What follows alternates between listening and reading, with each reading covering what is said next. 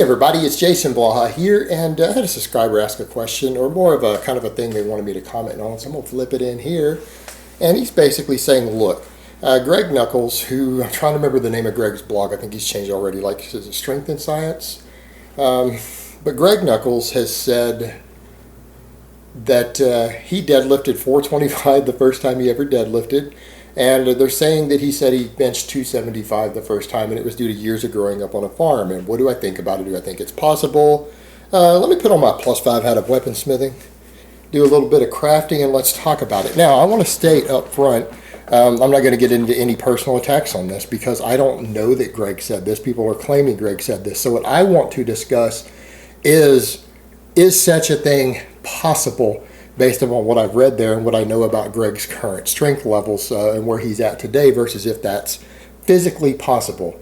You know what? Yeah, it's physically possible. A lot of people are going to be like, what, are you serious? Yeah, I'm actually serious. And I generally like Greg's work. Greg's one of those guys, if you were to ask me how do I feel about him, 90% love him, 10% hate him. He puts out a lot of fantastic information. I think overall the guy's an asset to the lifting community online. I think he does a lot of fantastic work. I don't like him standing up for fake natties the amount that he does. I think he goes out of his way to do it, and I think he does it too much, and so that's one of those, it's like, bad Greg, bad. You want to slap him on the hand for it. But, you know, honestly, that's the only thing I can think of that I dislike about the guy or what he does. Everything else is pretty fucking solid. He puts out a lot of really good information, and I can't bash the quality of that information. It's good, and it's an asset. His work in general is an asset to the community, minus the whole drug testing and fake natty thing. Everything else is spot on. I don't really see much that he gets wrong or that I really disagree with on any serious level. It's very well thought out, very well researched. So the idea of it, the genetic thing to think about there, again, someone saying, well, I think it's just so that he can prove that he's not a fake natty or whatever. Well, let's just be realistic here. Look at what Greg lifts. Anyone go watch his lifts. You guys honestly think that a guy with average genetics for strength is going to lift what Greg lifts? Even if they've been training for a decade, do you honestly think a person with completely average genetics and bone structure, muscle fiber distribution, and everything else for strength is going to be as strong as Greg if they busted their ass for a decade? Do you think most guys with average genetics for strength who use a bit of gear are ever going to lift what Greg lifts? Fuck no, they aren't. So if they're saying, well, he wants to claim he has good genetics, he does have fucking good genetics. Is this even in debate? I mean, seriously, look at the guy's lifts. Look at the guy's lifts and tell me he doesn't have good genetics for strength. You're going to look like a fucking idiot if you make that claim. He clearly does. He's clearly in the top 10%, just in terms of raw genetic talent and ability. I don't think that could even be disputed, like even as a serious dispute. So the guy does have good genetics. So is that a factor here? Yeah, it's probably a factor. So when you have someone who, you know, anyone who deadlifts over 700 pounds, who's telling you that them growing up on a farm and doing all this heavy lifting on a farm for years gave them a 400 plus deadlift first time they walk in a gym, I don't have a problem with that statement. The bench press is a little harder to believe, but it's possible, but it feels like that one's pushing it because I honestly feel like a 425 deadlift is actually easier to reach than a 275 raw bench, like a pause bench. I think the deadlift is actually easier to reach. I think that bench is more impressive in terms of ratios. But the deadlift, the 425, yeah, okay, you have someone who's got clearly a thick bone structure, genetic predisposition towards strength, who grew up on a farm doing heavy lifting on a farm or a ranch. All right, guys, I grew up on a ranch. Not my whole life. It was off and on because we moved to Houston when I was 7 years old, but then I went back and did ranch work later, and I have cousins who grew up doing it, and I can honestly say most of the people I know who grew up baling hay, driving T-post, working cows, building fence, all of these things are usually a lot stronger than the average person. I mean, honestly, I know people who grew up doing ranch work who by the time they were 20 years old could probably outlift a lot of you guys after 6 months to a year in the gym. Like if you didn't do anything like that and you just lived in a city, didn't play sports, and you just walk into a gym at 18 years old, hit 6 to 12 months in the gym, yeah, I've known guys who were probably out lifting you who just grew up doing manual labor on a ranch or a farm. Truth be told, I've seen plenty of cases of it firsthand. I don't find it unbelievable. I think people discount heavy manual labor as far as how strong it can make you and how much muscle it can put on you. And I've known a lot of people who do manual labor who are jacked and you think they lift weights, and you come to find out they don't go to a gym at all. They don't lift weights. Met plenty of guys like that over the years, and some of you guys might even think they did a little bit of gear. Some people look at them and be like, hey man, I bet that guy's done a cycle.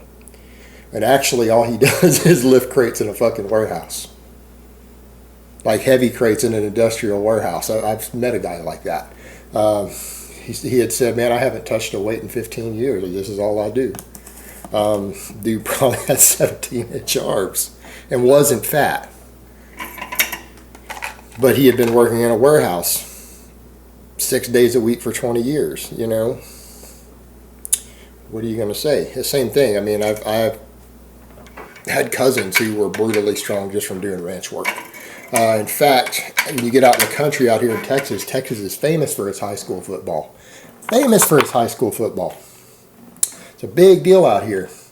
When you get outside of the city and you get out to these country areas and these rural areas, some of these little high schools that produce these all-state football players, what do you think they have them do for conditioning work, for their strength and conditioning during the off-season, the coaches? They have them out there doing ranch work. They have them baling hay. They have them building fences for ranchers. Why? Because it's amazing GPP work. The general physical preparedness that you get from doing that sort of work is fantastic. Fantastic enough for a lot of these high school football players to go state. So, you know, again, having done it myself, having seen the stuff myself, seen firsthand observations of people who did years and years of manual labor that would actually involve something close to GPP, such as actual lifting heavy stuff all day, I can honestly say someone who's genetically gifted for strength like Greg, who did that growing up his whole life, if you told me that he walked in a gym at 18 years old, 19 years old, and pulled 425 for the first time, I don't find it unbelievable. That doesn't mean that it's true, because, I don't know, maybe he didn't even say it. But the fact is someone in that situation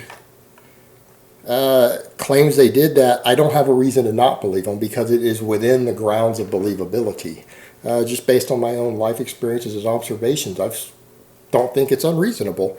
The bench press, I don't know, a little harder unless he did a lot of overhead stuff, you know, depending on what sort of manual labor he did. Now, if he was picking up a lot of stuff, stacking hay bales all day long, every weekend, up in the air, up over his head, doing 100 of them at a time, putting them up on a rack somewhere, stacking hay, that's a lot of heavy overhead pressing. 80-pound hay bales, you do that 200 times in a day, have to lift them up over your head, that's a hell of a workout. You do it every week, through your whole teenage years, I don't know, that's a lot of pressing volume, a lot of pressing strength. That person very well might turn out to be pretty good on the bench press. It would depend upon what they did. But the deadlift, because of all just the heavy moving stuff around, even the farmer's walks, real farmer's walks, all of that, I think it can contribute to the deadlift. The bench press, maybe if he did a lot of like overhead, picking stuff up over his head, put it up high. It's possible. So people need to remember that. They don't understand that a lot of these guys who actually do manual labor are relatively strong. They may not be world-class lifter strong, and they obviously won't be, but are they oftentimes going to be stronger than a guy who's been going to the gym for a year? Very oftentimes, yes. And there's also the thing that people need to factor in with epigenetics. This isn't necessarily a case of that with Greg because he's gone on to be really strong. But a lot of people, the genes that you activate over time, because everyone has very similar genes for certain traits in humans as far as overall muscle mass potential and stuff. I think people have overhyped that. They think that because someone gains muscle really easily early on, or they're naturally very muscular, that they have great genetics for gaining muscle. That's not always the case either. There's epigenetics there, that some people, the genes that you activate over time from training and environmental stressors, for some people, they're born with those genes activated. The same genes are still there that allowed you to get that muscle. Some people just have it earlier on, that he turns on early in life, those same genes, those same dormant genes, or they're just born with them activated, they end up with just more muscle mass before they train. So that's also a misconception too, is that you do see some people who are naturally bigger and more muscular, not from doing activity so much because they didn't do manual labor, they didn't work out. And then when they do work out, they may not gain as much muscle as you expected them to gain because they started with part of their natural potential already activated. So just because they started with more doesn't always mean they're going to end with more.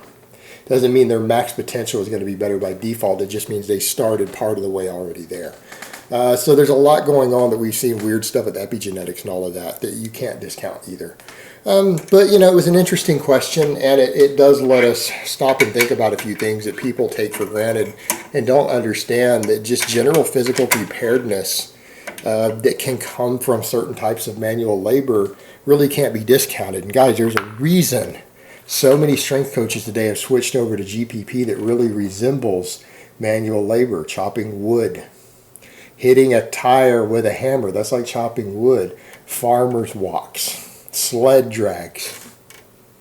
This is stuff that people have done on farms and ranches and everything for decades, if not thousands of years. This is actually normal work stuff that the human race has been doing for a very, very long time. And it just so happens that coaches have figured out that it's actually good for athletes. Doing actual manual labor like that can be good for athletes for their general physical preparedness. And again, what happened with Greg there and what he's saying shows you that you can't discount the effectiveness of this sort of stuff, because it can get you a lot further than you think it can. All right, guys, that's really all I have to say on that today. I hope it's been informative, and I will talk to you guys next time.